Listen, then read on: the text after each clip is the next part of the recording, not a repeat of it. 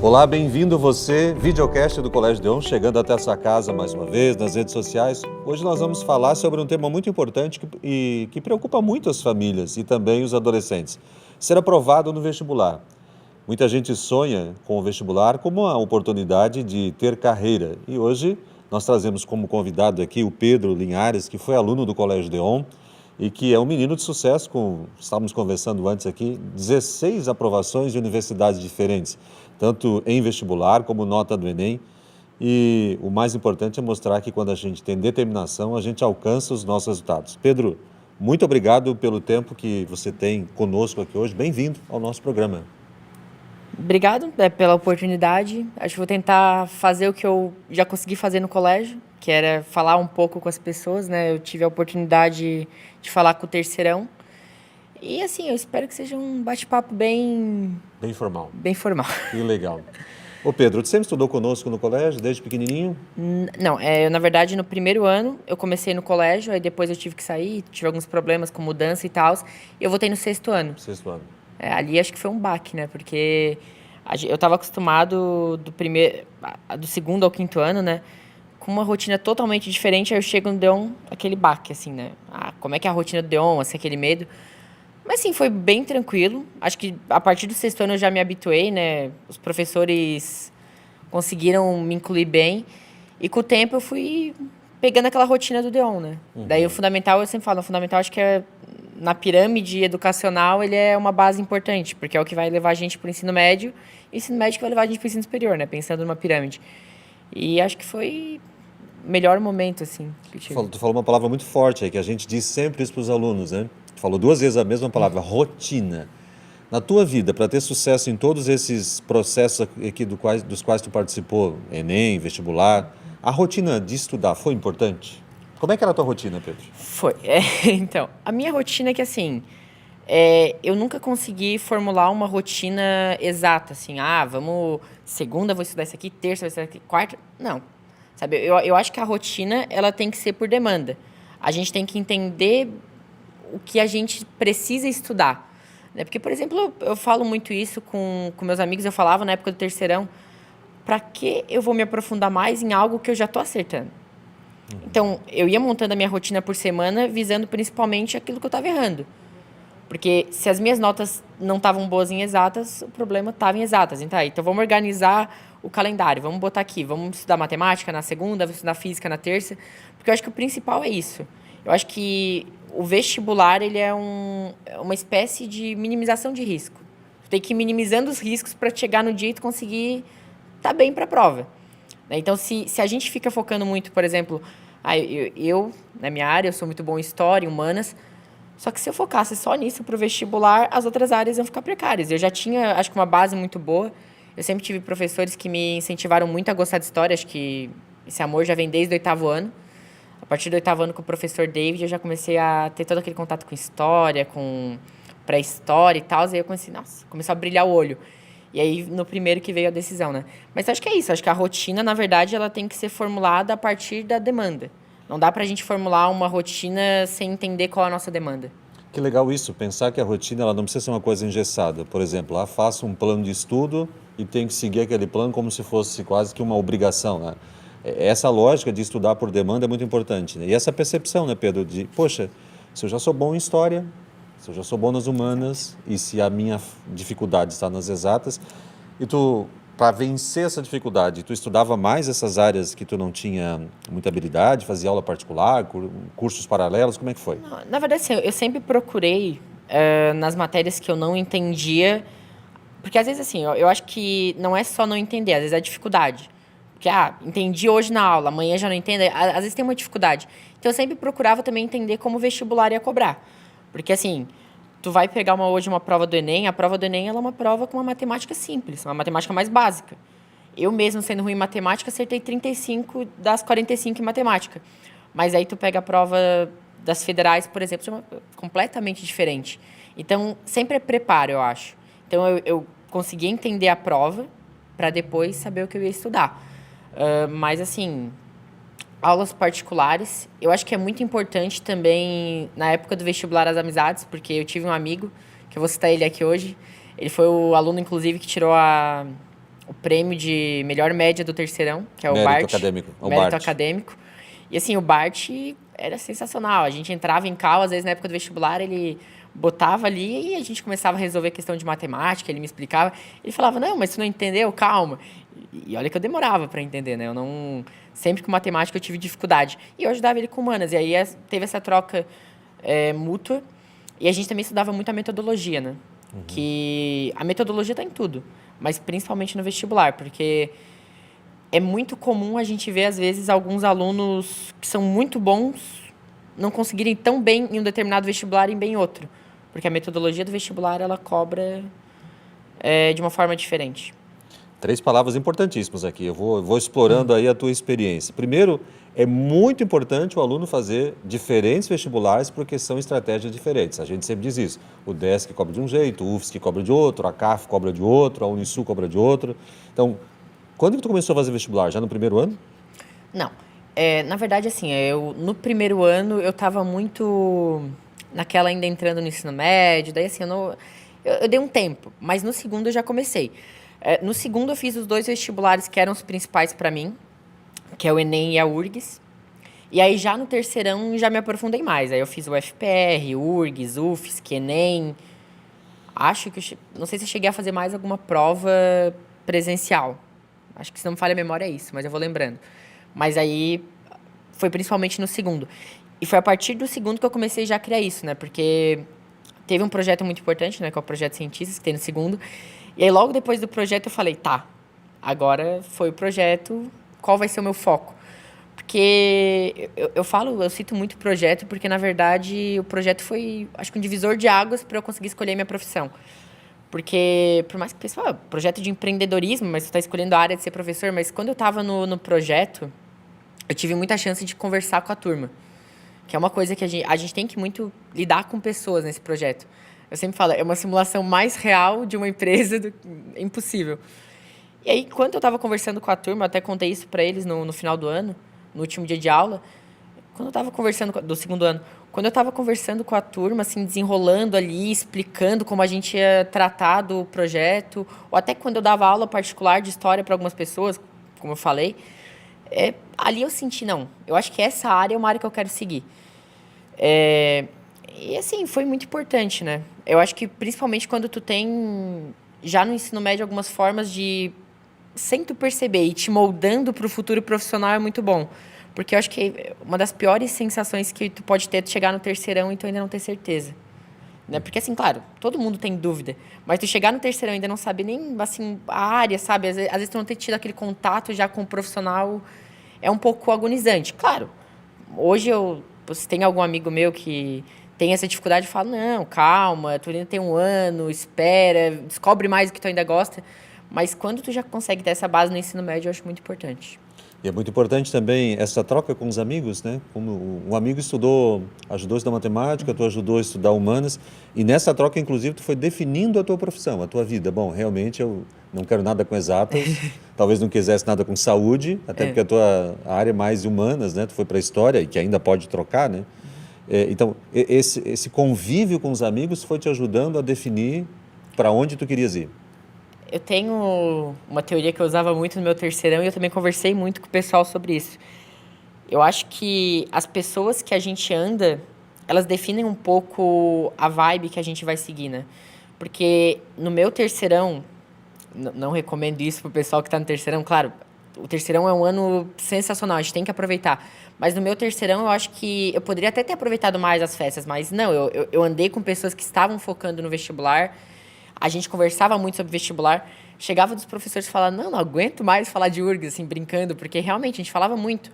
A gente tinha esse intuito, assim, de fazer o vestibular, era um foco nosso. E aí, com esse foco, eu acho que foi moldando um pouco das pessoas que eu fui andando. Porque aí, aquelas pessoas que queriam mais festa, eu fui me desaproximando e fui me aproximando das pessoas que realmente queriam o que eu queria. Então, eu acho muito importante essa troca que tem no terceirão. Ô Pedro, e por que a URGS? Todo mundo quer fazer UFSC, todo mundo quer morar em Não, Florianópolis, belas praias. essa história é engraçada, na verdade. Assim, claro, eu tenho parentes lá, isso ajuda muito. Mas além dos meus parentes, assim, curiosamente, no segundo ano, a gente estuda a história brasileira de uma forma linear. E quando estava estudando o segundo ano, a gente começou a estudar Era Vargas, né, que é um conteúdo de história que os professores falam, não, é difícil, que sempre cai no vestibular. Aí eu fui estudar esse conteúdo por, assim, uma mera coincidência, parou ali e Getúlio Vargas. Onde é que ele fez faculdade? Ele tinha feito na Universidade Federal do Rio Grande do Sul. Aí eu comecei a pesquisar um pouco mais, porque a gente não fala muito da URGS, né? Eu tenho exemplos da minha família que foram fazer lá, mas foram na PUC e principalmente na UFSC. Então eu sempre ficava nessa aqui. E a URGS, né? Aí eu comecei a pesquisar muito. E uma coisa que me ajudou muito é porque, por causa de atraso, o vestibular foi feito em janeiro. Porque no meu segundo ano eu só ia fazer o Enem. Mas e como o vestibular foi em janeiro, deu tempo de eu me inscrever. Aí eu falei, vou fazer essa prova. E no dia que eu fiz a prova, ali mesmo eu gostei do estilo da prova. Eu falei, não, é aqui que eu quero. Comecei a conhecer muito Porto Alegre, que é uma cidade que eu gosto muito. Por mais que sei, né, aquele negócio, Floripa, praia, o pessoal gosta, mas eu amei Porto Alegre. Eu falei, não, é a URGS, né? Então, o meu terceirão, ele foi focado na URGS e no Enem. Porque eu sabia que as duas formas de entrar na URGS era pelo vestibular e pelo Enem. Ou seja, tem que ter meta na vida e correr atrás dela, né? Tu tinha uma meta e foi dividindo essa meta em etapas. E Pedro, uma coisa que todo mundo deve perguntar, né? Por que história, né? Geralmente se espera assim, poxa, um menino tão inteligente tem que ir para uma carreira mais promissora, porque se imagina que ser professor não é promissor, né? Mas por que história? Por que ser professor? Eu lembro que tu dizias assim, eu ainda quero ser professor de história do Deon. Esse sonho ainda pode estar vivo. Assim, na verdade, quando a gente está estudando, e aí eu acho muito importante quando tem professores que te guiam nesse caminho. Tu sempre vai se moldar no teu professor. E assim, sempre me identificava com os professores de humanas. Assim, eu tive um professor do oitavo ao segundo ano, o David, que, cara, ele fazia eu gostar de história, assim, o meu olho brilhava. Depois, a partir do segundo e o terceirão, também tive o Maurício, que sempre me guiava, falava sobre a história do Brasil, que era uma coisa que eu amava. E aí, assim, vai indo aquele negócio, e eu gosto de história. Mas eu também fiquei em dúvida entre história e direito, né? Porque eu falo história e direito, tanto que até hoje pode ser ainda que eu mude, eu não sei. Mas sempre acho que foi isso. Eu acho que foi principalmente os professores e principalmente porque eu sou muito teimoso. Teimoso. Então, podem falar, minha família podia falar, faz medicina, faz tal coisa, eu ia fazer o que eu quisesse. Posso agora me arrepender e trocar? Posso até fazer isso, mas eu vou seguir o que eu acreditava que eu queria. E sempre foi assim. E aí, a possibilidade de fazer direito ainda, está num processo de discernimento. É uma área que eu gosto muito também. Só que é aquela história, né? Tanto que eu, no vestibular da URGS, com a minha nota, eu teria passado tanto para direito quanto para história. Mas eu optei por história. Mas, assim, é uma área que eu sempre gostei muito também. Acho que é uma área que... Na verdade, as duas áreas são áreas que o pessoal fala que não é muito boa, né? O direito, hoje, eles falam que está saturado. E a história, eles falam que não é muito bom. Ser professor e tal. Mas eu acho que eu gosto dos dois, assim. Qualquer um dos dois, acho que eu me encaixaria. Mesmo no direito, tu pode seguir uma carreira de docente, né? Pode se virar professor das universidades. Ô Pedro, e os amigos estranhavam muito, assim, fazer história? Porque é uma coisa que é incomum hoje em dia, infelizmente, as pessoas quererem ir para a área de humanas e, sobretudo, docência, né? Estranhavam, mas era algo, assim... A gente se entendia, eu diria. A gente se entendia. Porque, assim, hoje a gente tem, acho que um grande problema que é escolher a sua área. Porque às vezes o pessoal fala, não, mas eu quero dinheiro, Eu acho que é muito complicado a gente falar de dinheiro na situação que a gente está hoje. Porque é muito subjetivo, assim. Eu conheço pessoas que foram para a área da computação, para a área da medicina. Eu conheço gente praticamente de todas as áreas. E algumas pessoas ganham, outras não ganham. Então, eu não acho que seja a área que vai definir o profissional, né? Claro que tem algumas áreas que como medicina. Porque eu tenho muitos amigos... A medicina, eu acho que hoje é a área mais estável. Tu sabe que tu vai sair dali, tu vai conseguir um bom emprego, mas eu acredito que qualquer área hoje tu pode ganhar. Só que tu tem que... Algumas tu vai ter que batalhar muito mais, a história é uma delas. Exatamente. Ô Pedro, e tu lia muito durante o ensino médio? Muita leitura? No início eu não gostava de ler, mas eu acho que eu criei muito, assim, o hábito de ler quando eu tive que ler as leituras obrigatórias do vestibular. A literatura com o Jojo? O Jojo, ele é sensacional, porque o Jojo tem uma frase que ele fala E que é uma frase que eu falo muito também para os meus amigos, a gente sempre usa essa frase, atire para todos os lados. Que acho que foi o que eu fiz, né? Porque atirar para todos os lados parece algo estranho, porque a gente vai chegar para a família e falar, eu vou fazer um vestibular lá no Rio Grande do Sul. Daí eles vão olhar para ti e falar, Rio Grande do Sul, para que tu vai para o Rio Grande do Sul? Não, mas não é que eu vou fazer a prova. É uma opção que eu posso ter. Daí que foi isso que eu falava muito com a minha mãe, porque às vezes ela falava, não, para que ir para o Rio Grande do Sul, lá é perigoso, não vai, não vai. Só que eu falei, não, eu vou fazer a prova. Depois que a gente passar, a gente decide. Porque eu acho que tem esse medo antes mesmo de fazer a prova, antes mesmo de tu ter o resultado, saber se tu pode ir ou não, de fazer a prova. E o Joe sempre falava, tu ainda não passou, faz a prova. Vai lá, é só um vestibular. Porque depois é muito bom, ao invés de a gente fazer um e botar toda a pressão naquele um vestibular, a gente poder ter vários. A gente poder ter várias opções. Porque daí, se uma a gente passar, a gente tem outra opção. Porque às vezes eu acho que o vestibular ele fica muito mais a pressão quando é uma decisão. Assim, só tem uma possibilidade, sabe? Eu quero UFSC, então só vou fazer UFSC. Não, eu vou fazer o UFSC, eu vou fazer o Enem, eu vou fazer as outras federais. E não que eu vá para as outras federais, né? Mas... E voltando à questão do livro, então tu voltou... Acabei fugindo. Tem problema. Começou a ler muito por conta da obrigação da literatura. Eu tinha feito material, né? Das leituras obrigatórias, em slide e tal, e disponibilizei, inclusive, para meus colegas que iam fazer URGS. E aí a gente começou a produzir aquele material, assim, eu lia bastante, porque assim, a URGS não cobrava só leituras, né? Além disso tinha música, poemas, mas eu comecei a ler bastante nessa época. Isso me ajudou muito, né? Porque hoje, curso de história é só leitura, leitura, leitura, então me ajudou bastante. Mas assim, eu comecei a ter mais o hábito de ler a partir do terceirão, né? Eu acho que quando... Quem sabe lá pro 7º, 8º ano até tinha um pouco mais hábito de ler, daí eu perdi muito isso na pandemia, né? E aí, a partir do terceirão, eu voltei a ler. E a redação, como é que era? Tu fazia redação? Fazia. A redação, acho que é uma das áreas do vestibular que, assim, dá mais temor, né? Porque, tu tem que escrever ali na hora e tal, e tu tem 40 minutos, tu não tem ninguém te auxiliando, tu não tem internet, nada. Mas eu sempre falo, a redação, ela é... Eu acho que é o lugar que define a tua aprovação. Principalmente no Enem. Hoje, uma redação bem feita é meio caminho andado para te chegar na nota alta, né? Então, tu tem que treinar muito. A redação, eu lembro que, assim, a gente fazia uma por semana e ia pra correção, daí vinha uma nota ruim, a gente ficava, meu Deus do céu, o que eu errei e tal. E ficava naquela até chegar no Enem. Sendo que eu sempre falo, a minha nota de redação no DEON era mais baixa do que a minha nota de redação na prova do Enem, porque... Foi 920, né? Foi 920. Porque teve, assim, a gente às vezes vai fazer a redação do colégio com aquele negócio, tranquilo, é uma redação semanal e tal. E as corretoras falavam, não, vocês erraram isso, aquilo. E assim, a gente nem percebia. E aí chegava na prova do Enem, a gente conseguia até melhor do que a gente no colégio, né? É muito comum os alunos dizerem isso, que a prova do colégio é mais difícil que a prova do vestibular. Que bom, porque a gente está apertando, vocês vão melhor lá, né? Mas e assim, aí tanto fazia as redações, quando que tu começou a fazer redação? Já no primeiro ano ou foi isso amadurecendo?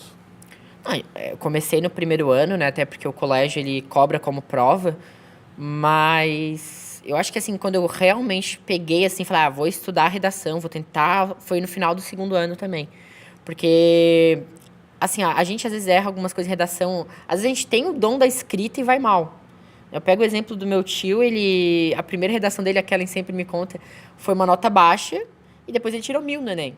Então, assim, às vezes é alguns ajustes, não é uma questão de tu escrever mal ou bem. É uma questão de tu entender o que tu tem que escrever, né? A forma que tu tem que escrever. É porque tem que ter conteúdo também, né? Então, de repente, algum tema que exige de ti conhecimento de outras áreas, né? Não é só a técnica da redação, né? Que às vezes as pessoas têm, mas eu sei escrever.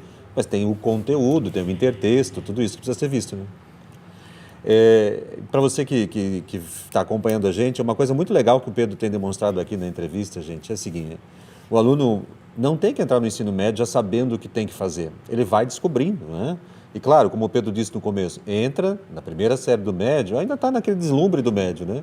Depois na segunda começa a ter essa maturidade, né? Mas também tem gente que chega no final sem saber o que fazer da vida, né, Pedro? Chega. É porque eu acho que assim, no primeiro ano eu vou falar minha experiência, mas eu acho que a maior parte dos estudantes tem isso. A gente tem a Olimpíada de Humanas.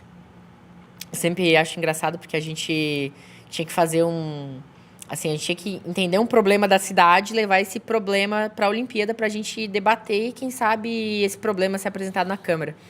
E aí a gente falou assim, ué, então vamos descobrir qual a opinião das pessoas. Daí a gente saiu na rua fazendo entrevista e tal. Isso foi uma loucura, o Clóvis ficou de cara. E aí, depois disso, a gente teve os cientistas, que acho que aí os cientistas é mais, assim, aprofunda mais ainda essa tua ideia de empreender. Eu tenho amigos que, inclusive, começaram a entrar na área de design, publicidade e propaganda por causa do projeto. Porque o projeto, ele incentiva muito isso. Ele incentiva a tu entender a tua área, sabe? Quando tu tem um projeto de humanas, Olimpíadas, tudo isso ele te incentiva.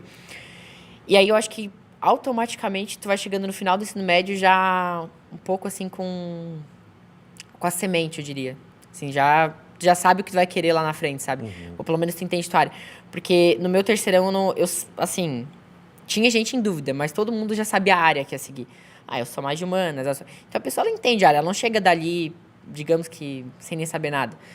Alguns até chegam, como tu falou, né? Mas essas pessoas que chegam, geralmente, elas... Eu diria que não aproveitaram tanto as oportunidades que tiveram ao longo do percurso.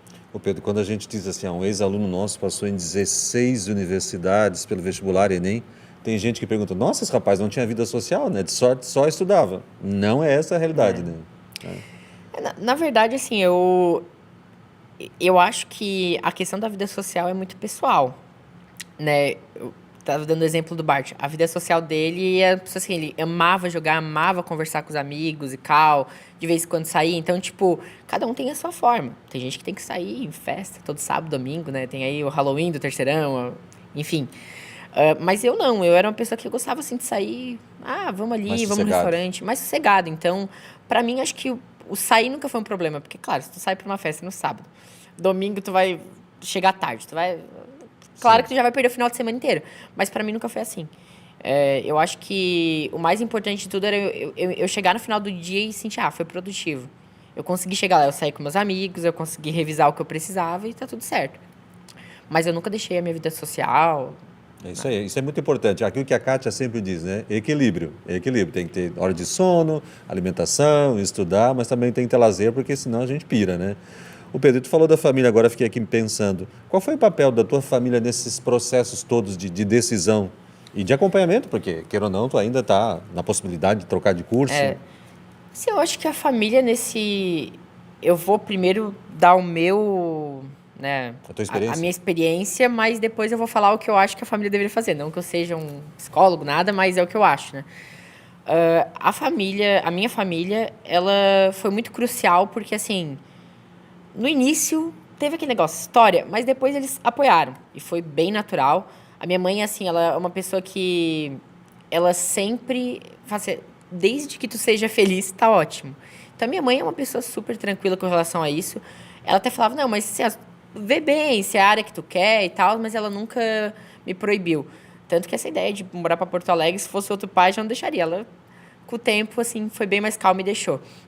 Mas eu acho que o papel da família nesse momento, até porque ele já é um momento muito difícil, eu acho que, assim, é dar liberdade para tu fazer uma prova, para depois a gente entender a condição. Como eu falei no início, tu faz uma prova, tu abre uma possibilidade. Se depois... eu passei só na Federal do Rio Grande do Sul, não passei na Federal de Santa Catarina, eu não quero que meu filho vá para o Rio Grande do Sul, tudo certo, a gente conversa, vamos ficar um ano num cursinho, vamos ficar um ano estudando em casa, vendo o que tu quer, se tu ainda não decidiu. Mas eu acho que esse é o principal, é tu apoiar, porque daí, se tu acabar decidindo depois que vai para o Rio Grande do Sul, tu teve essa opção, né? Então, acho que é isso. Eu acho que sempre... deixar muito livre nessa época. É uma época que, assim, é muita pressão.